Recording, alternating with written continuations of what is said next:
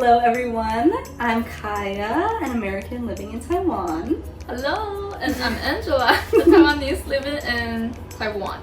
We're both second-year master's students studying international communications at National Chengchi University, and that's exactly what our podcast is about. Internationally communicating. Yeah, we're communicating with each other.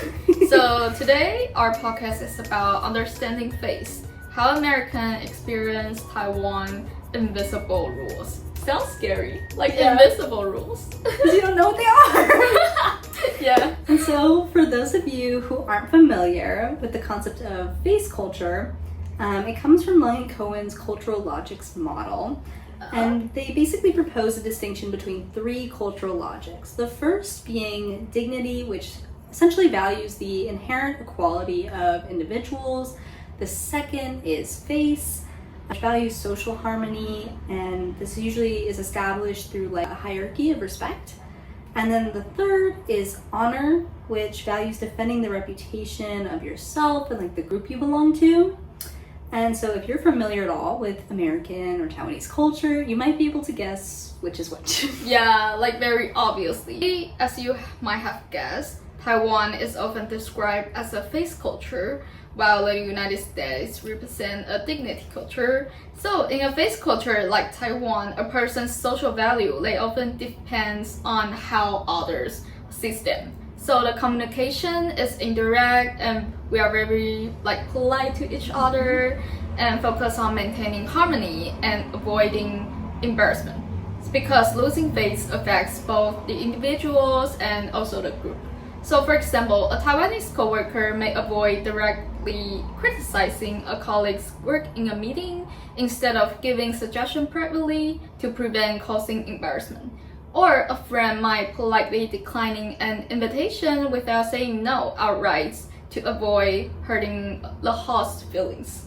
On the other hand, in a dignity culture like in the US, because you're assuming that each person has like inherent worth and equality, people will communicate a lot more directly, express their opinions more openly, and they'll address conflict head on. So for example, an American employee might actually give feedback publicly, like in a team meeting. Or an American also might openly disagree with a friend about plans without worrying that it will like damage their relationship. Protecting dignity means asserting one's individual rights and authenticity rather than preserving the social harmony. Most people tend to align the most with their cultural background, like what country they are come from, or other factors like their family cultures, their religion, their living abroad for an extended period of time or not, etc., etc. And this kind of thing can influence what cultural logic you align with the best. So if you want to see yourself, you can use a skill developed by Cook 2021 to test your score to see how they align with each other's in a cultural logic theory. So we'll post the information about the skill in a video description, and if you want to test yourself, you can click it and test it.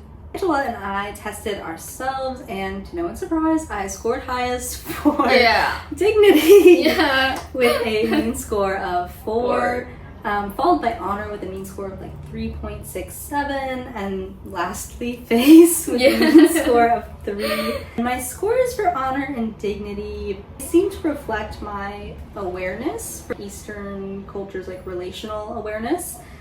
Probably developed because I've spent a lot of time living in Asia, and I personally think that my scores align with Tajfel's social identity theory, where essentially I'm sort of changing my behavior based on the community or the group that I'm interacting with or living around.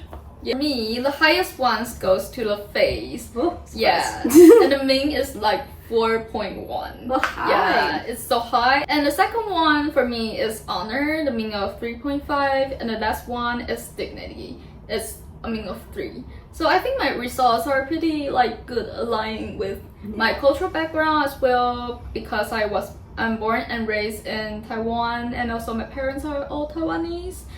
But I believe the results may change differently if I like move to another country or study in another country. Right now our scores are complete opposites. Yeah, like completely opposite. Yeah. They're basically flipped. And they seem to pretty closely reflect the cultures we were raised in. You being born and raised in Taiwan, me being born and raised in the US. Yeah. And, you know, as you can imagine, there's all sorts of funny or serious culture shocks that people can experience when they're, like me, raised in a dignity culture and they move to a place with a face culture like Taiwan. Or vice versa, if someone from Taiwan moves to the US. For today's episode, we will have 3 Americans plus Kaya joining us to share their experience of living in Taiwan, either studying or working, experience adjusting to Taiwan's face culture. So let's welcome them. So first we'll be joined by my friend Candy. And Candy, thank you for coming today. Could you tell us a little bit about yourself? Sure. I am originally from California. I moved to Taiwan about entering my 4th year, and I work as an elementary school teacher in Taipei. So your parents is also coming from Taiwan? Yeah, my parents, my whole family is originally from Taipei. But my parents immigrated to California, specifically Los Angeles area. My aunts, my uncles, my family are all in Taipei. In Taipei. So we're very familiar with the face Chinese culture. Yes and no. Like, growing up, I would come here for vacation. Different experience living here versus, like, me just coming to, like, visit family. That's true. Do you think that there's like, times now that you live here where like have felt confused, the unspoken rules of how to live in Taiwan? I think I kind of have like a different perspective on it because I look like I'm from here, and so a lot of times people expect me to already follow the social rules, but actually, like, I'm not from here. Layers to it and lots of hierarchy going on. I don't even see or interact or even talk to my like upper management boss like twice a year. And that's only at like school events. For the photographs. Yeah, for the photographs. You know, like there's proof that we have like foreign teachers at the school. Faya has the same experience as well, right? When I was interning at a news agency, I could only, if I was getting assignments, I had to go to the person like directly above me. And if they didn't have something, then I went to the person directly above them. But I never went any higher because if we needed something above that like second level manager had to go on our behalf. US is different? I feel like in the US it was similar in a sense that there was a hierarchy. But do you think Taiwanese environment is pretty cool? Will like focus more on the group, like a group honor or something? Yeah, group dynamic. Or if you get feedback, do you only get it privately? Oh no, feedback is like in front of everyone. Oh really? That harsh. Yeah. As American. Specifically for my job. In the States, when you do observations, like maybe the principal of the school, but here, like all the people in your department come and watch you. It's a very different vibe. That's all of our questions we have for now. Yeah. Thank you for joining us. Thank you for having me. And last but not least, we're joined by my friend Catherine. Hi, Thank you for being here. Thank you for having me. Could you like give us a little introduction of who you are? Yeah. Hi everyone. My name is Catherine. I'm from Virginia in the US.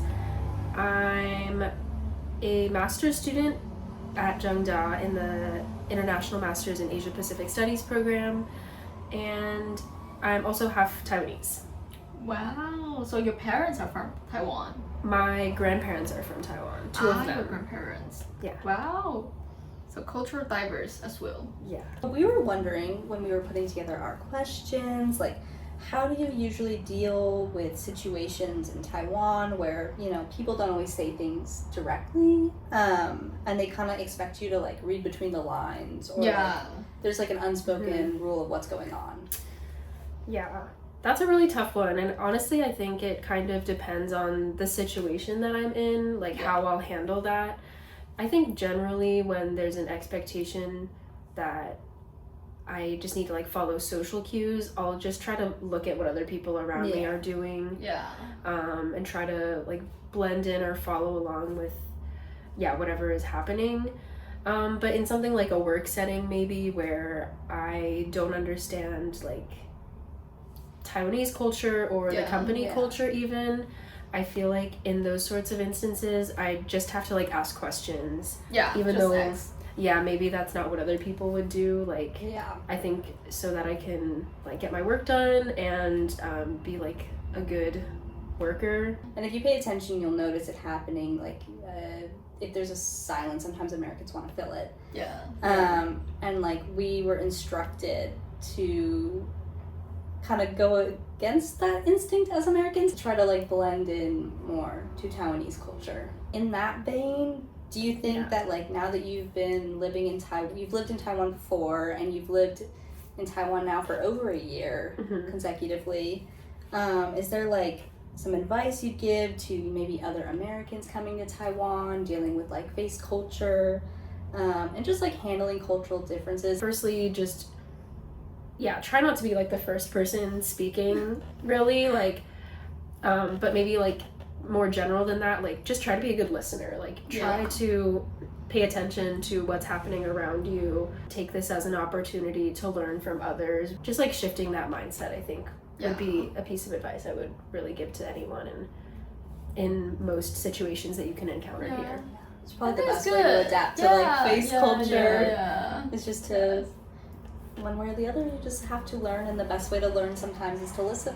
And also if or like Taiwanese or some kind of like Asian people go to America or US, maybe they're gonna try to represent themselves. And like you'd be expected to probably ask a lot of questions, to share your personal opinion on things, really respond to what, like maybe speaking a lot more. And not to be afraid of what others thinking about you.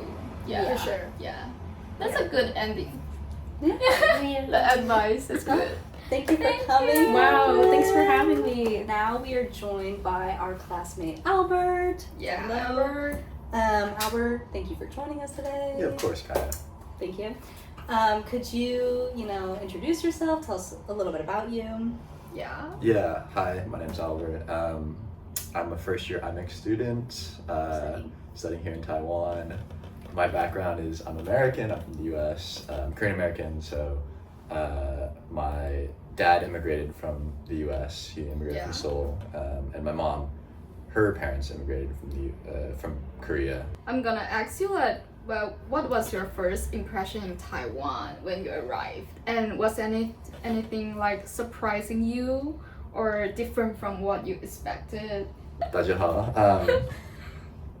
And the first is kind of having to do with like the face culture, right? The face culture. I was in a bar in Taichung with my friend, white guy. Not important to the story. But the laoban, the owner of the bar, the bartender. I noticed that like her hand's shaking. Like as she's pouring the drink, like she's kind of like going like this as she's trying to pour the drink. And immediately I was like, oh my god, like no, like I can pour it, like it's like no, like let me grab the thing, and she's like no, and I was like, I remember that's save face, right? And you can't make the customer serve. But I felt so bad because it was like this like older woman, and we talked to her after, and she was on her bike and she got hit by someone else. That's why she was having like an injury. And I was like, very clearly, like you should take the day off, like don't but she was very like courteous and trying to do her job the entire night. But also on the inside I felt really bad that I'm not doing anything to help. Like from Taiwanese perspective, maybe because the ladies she represents the whole bar, so that's why she's thinking about I'm going to help you. And also I'm with a white guy, right? So that's why perhaps. I think from like an American perspective, like what you described is that I think a lot of times Americans do want to be like helpful, and they don't see it as like representing like your company or your bar or your establishment of work, they think, oh, like, here, let me help you with that because, you know, I see you as an individual and this is just one interaction between the two of us and it doesn't reflect on anything broader than that. Thank you, Albert. Thank you. Okay. For coming and sharing chatting Of with us. course. Sharing the stories with us. Yeah. Hope we didn't, you know, put you too much in the hot seat. No, you're good. Yeah. You're good. And I hope you guys get standard. A good grade. a good grade. And I Thank hope all you. of us in Chrissy's class get a good grade. We have very to much keep appreciate these. that. We have to keep this. Yeah. Okay. Thank you.